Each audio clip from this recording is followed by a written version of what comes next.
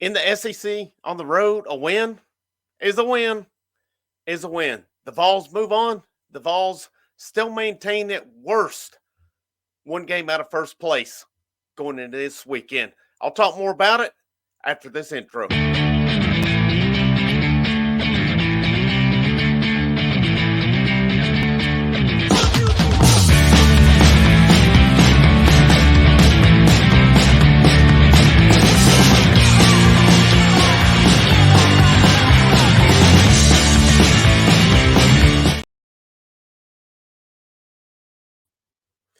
Frank Rock, House of Orange Sports Channel coming at you. This is your Tennessee Missouri recap. Thank you guys for tuning in with me. Thank you guys that tuned in with me on the baseball post game earlier on. Not a big crowd tonight, but that's all right. A lot going on in Vol land.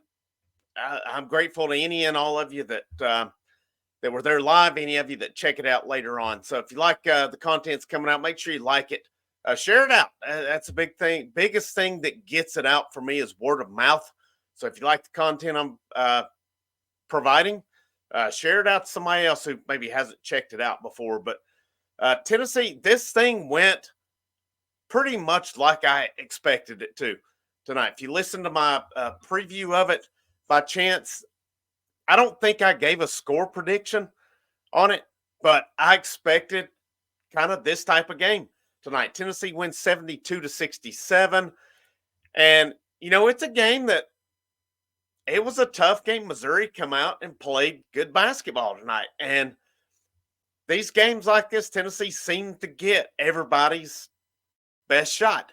Teams are fired up to play them when they come in. You saw it first time they went to Vanderbilt. Vanderbilt played decent against them. Tennessee pulled away late, kind of similar to tonight. A&M played their game of the year against Tennessee, and I'll get to talking about A&M a little bit here later. Arkansas for the first half was played really well, played Tennessee tough before they pulled away from them. Georgia, Mississippi State, anytime Tennessee's gone into somebody's home this year, they've gotten their best shot at least for half, if not for the full game. And, but, the sign of a good team, Tennessee was down by 3 at half. They outscored Missouri by 8 in the second half to win 72-67. Dalton Connect really wasn't lighting it up early, but he took over late. And, again, that's a sign of a good team that is able to kind of do their thing in that regard. So, let's look at the stats here tonight. So, pretty interested in that, and found the live stats on utsports.com. And of course, I've talked more about the plus minus aspects, which I think are pretty interesting because it measures, if a player is maybe not doing so much offensively, it measures where they contribute otherwise in the game. So it's pretty interesting stats, kind of the equivalent, if you're a baseball guy, of WAR. Even though I don't totally understand WAR, I don't understand all of it. I get it's kind of the same thing. It factors in defense and where defense saves points, baseball runs as well. But 72-67, and just my Talking Boys stats breakdown tonight, looking at the stats. So, again, a lot of it coming in. I think I said, you wait and see, Missouri will be around 35% on three-point range. Well, they went 37.5% tonight. Tennessee's getting everybody's best three-point game when they go into their or they were 37%. They're getting their best three-point game when they go into somebody else's home on that. So Tennessee was 42% from field goal, Missouri 37.5%. Tennessee 29.4 from three-point range. Missouri was 37%. Let's see. Free throws, Tennessee about 70, Missouri about 71. Tennessee did win the rebounding battle. Missouri was being out-rebounded about 6 per game. 39-34 in favor of Tennessee tonight. 14-14 on offense. Tennessee 5 more defensive rebounds. Missouri out-assisted Tennessee 11-10. Missouri was on their average. Tennessee was about 7 to 8 below their average. 9 steals to 7. Tennessee over Missouri 6 to 5. Tennessee had the blocks as well. Points off turnovers, both 15-15. Points in the paint, Tennessee was 32-22 on that. Tennessee did have less fouls. Tennessee did have the largest lead of 13 at one point. as well. So there's your team stats breakdown. Now, if we can get into the individual stats. So Jonas Adu tonight in 31 minutes, 14 points, 4 rebounds, 2 assists, 1 turnover, 4 blocks, 1 steal. He was a plus minus of 2. So that's when he's on the court. They were a plus minus of 2. Dalton Connect, 17 points, 10 rebounds, 2 assists, 5 turnovers. He was pushing a little bit earlier. Missouri was getting a little rough with him in 36 minutes. He was plus minus 10 tonight. So still a positive, obviously the 17 points he kind of took over late. I think his late surge was more of where he was. So plus minus of positive 10 for him. Zakai Ziegler, 10 points, 2 of 4 3-points, 1 rebound, 3 assists, 2 turnovers, 1 steal.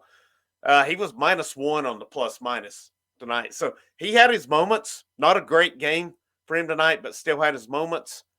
Vescovy, I mean, here we are back to what we've come to kind of expect at 1 point tonight. 0 of 3 from 3-point range, 1 of 2 from the free throw line. He did have 5 rebounds, 2 turnovers, 2 steals. He was -2 and plus minus tonight. Josiah Jordan James, 4 points, 1 of 6, 0 of 4 from 3-point. He had 3 rebounds, 2 turnovers, 2 steals, -15 in the plus minus category tonight. So not doing it tonight, but we're getting into Jordan Gainey had 5 points. He was 1 of 2 on field goals. Didn't even take a 3-pointer tonight. Had 1 rebound, 2 assists, 1 block, 1 steal. He was actually plus 13, though. So his defense tonight was on point. And here to me is the player of the game, Tobe Awaka. Tobe Awaka was a man tonight. He was a man. 18 points, 6 of 8 field goals, 6 of 7 free throws for him. Very big for him. 10 rebounds, only 2 fouls, 1 turn, 1 block, 1 steal, plus 18 tonight. Jemima Mashak then with 3 points. Let's see, 2 rebounds, 1 assist.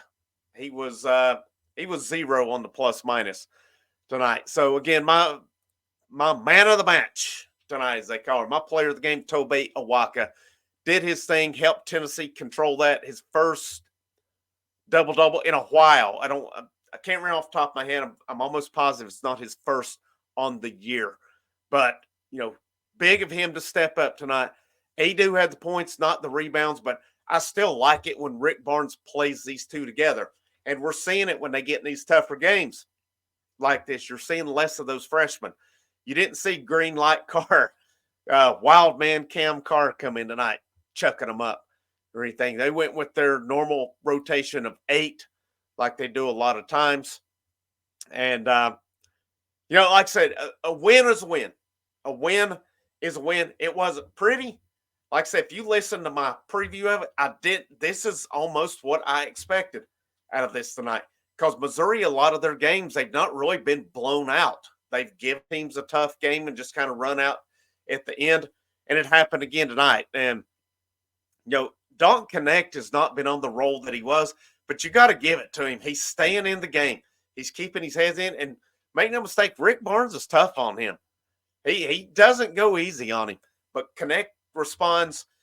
In that second half, he got hot and propelled this team to a win. It was one that looked for a while like, maybe this is that big upset. But no, Tennessee took care of business probably that last 7 to 8 minutes of the game where they got it going and really controlled that game at that point. And I think Awaka had a lot to do with it. Dalton Connect did too. So, to me, you're on the road. You're in the SEC. I said coming in this week, this needs to be a 2-0 week. Tonight against Missouri, Saturday against A&M, an A&M team who, since playing their game of the year against Tennessee, has absolutely sucked. Lost at Vanderbilt, lost to Alabama. There's no shame in that. Alabama's still leading the conference. But last I looked, there was a minute to go, and they were down 7 to Arkansas at Texas A&M. Excuse me. They've not played good basketball since shooting the best they've shot all year against Tennessee. Tennessee needs to have revenge on their mind. I hope the crowd, I'm pretty sure it'll be a sellout game Saturday night when A&M comes to town. They better let Buzz Williams hear every bit of it on Saturday night. Texas A&M's not going to come in and shoot like they did tonight, or like they did 2 weeks ago. I'm sorry, 2 Saturdays ago when they played. Another good thing about tonight's win, Eli Drinkwitz, showing him running his mouth to Tennessee play. Give me a break, man. You're the football coach of Missouri. Act like a damn adult out there. You're not in the student section. What, this guy just kills me. And I hate to say it about a lot of them. Some of these other coaches, I mean, when they win, we get annoyed by them. This dude's over the top stupid. He is eat up with a major case of the dumbass. I mean, there's no other way to say it with him. Such an idiot. And, I hope when Missouri comes to Knoxville next year that Josh Heupel doesn't let off the throttle until that scoreboard reads 0 at the end next year. It's time to shut this guy up. He had one good year. I'll give him credit. I think he's a good football coach, but he's an idiot.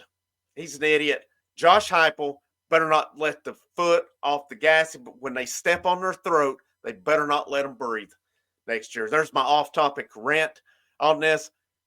Rick Barnes better do the same to Buzz Williams on Saturday night when Texas A&M comes to town. There's a lot to play for this Tennessee team. That's a game you should not let Texas A&M come in and bully you around like they did down in College Station. I hope this team comes out motivated and ready to take care of business. Jonas Adu, Tobe Awaka, accept the challenge. You played good ball tonight. You're going to be needed again Saturday night. The rest of these guys will step up. My 2 fifth-year seniors, if I'm Rick Barnes, I need Vescovy. I need James playing their game. I need Gainey hitting shots. We need Dalton Connect doing his thing.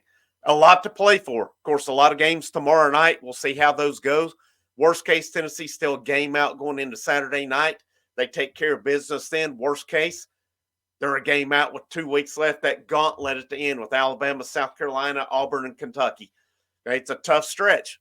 Not in that particular order, but that's a tough stretch of games. That's your cream of the crop in the conference. Of course, Florida's playing good ball. Should be an interesting game between them and Carolina tomorrow night. But hats off this Tennessee team for stepping up tonight. They come adversity. They did not play their best, but they stepped it up in the end, took care of business, got the win, and they're moving on to this weekend to where they have another chance to take care of business. For this channel coming up, in the morning, I'm going to release a preview of the Tennessee ETSU baseball game tomorrow night. I'm going live tomorrow night after the game for Tennessee ETSU baseball. And I'm starting to debate about going with, we kind of had a Saturday night was supposed to be a combination, but it went so late in it. I talked basketball, end up more of a baseball show. Thinking serious about Saturday night going live for basketball and testing those waters out and see where we go moving forward. Because I think it would be good to get going on that, going into SEC tournament play here in a few weeks, and then the NCAA tournament as well. But thank you for tuning in with me. Frank Rock, House of Orange Sports Channel. The Vols take care of business 72-67. And with that, I just leave you with those old words of go Vols.